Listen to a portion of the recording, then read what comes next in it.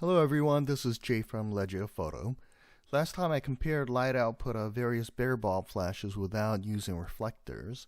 As I mentioned last time, the reason I did that was because we know that light modifiers affect light output. And what I wanted to do was to show you the capability of the various different lights, and to do that I couldn't use any light modifier including the standard reflector.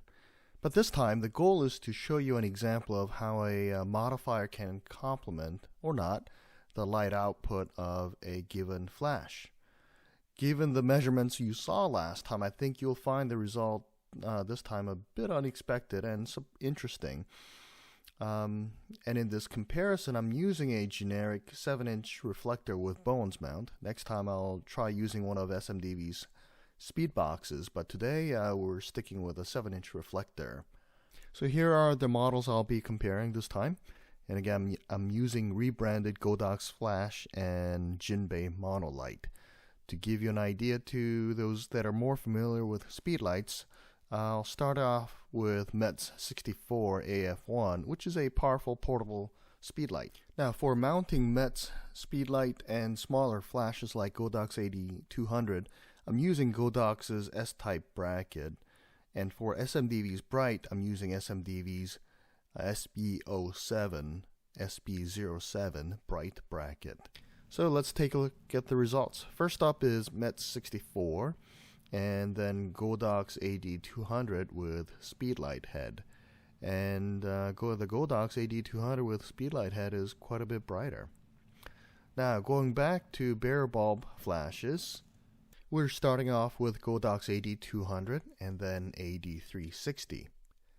As expected, the Godox AD360, we're using the non-TTL version here, is 1/3 stop brighter than the AD200. Given in the previous test that the AD360 was 1/3 stop brighter than the AD200, this result is expected. Since we're using the same light modifier, same setup, the total light output should not be changing. Now, one thing you will want to note here is the light leakage to the back of the flash when mounted on the Godox S-type bracket. I'll explain the significance a little later, but for now, just note that there's the light leakage when you're mounting it on the Godox S-type bracket. Next, we have Godox's AD600 and Jinbei HD600. Now, Godox AD600 is more than twice as bright as AD360. I expected AD600 to be about 1 stop brighter than AD360, but at one end, it's about 1 2/3 stops brighter than AD360. So that's a little bit more than expected. And I'm thinking part of the reason for that difference is because the light leakage AD360 experiences when it's mounted on Godox's S-type bracket. Now you also probably noticed that Jinbei HD600 is 2/3 stops brighter than Godox's AD600, even though both are 600 watt class monolights. And part of the reason for that difference, I think, is the reflecting plate that's behind Jinbei's flash tube. It's a little bit shinier. And finally, this takes us to SMDV's BRiHT-360, and this result may surprise you a little bit in that this light meter reading at f25 basically matches that of Godox AD600, even though BRiHT-360 is less than half the weight of AD600. Now what makes this much light output from SMDV's setup is the SMDV's SB07 mounting bracket, which is BRiHT-360 mounting bracket so that any Bowen's light modifiers can be mounted to BRiHT-360.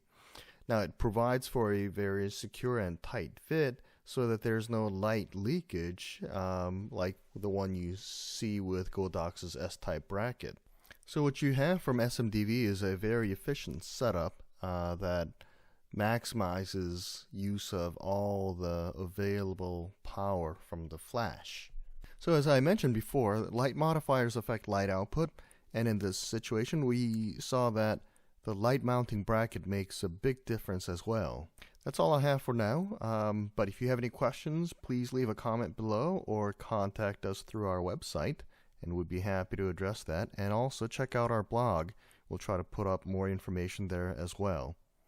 And next time, we'll try to compare speed boxes as well. Thank you.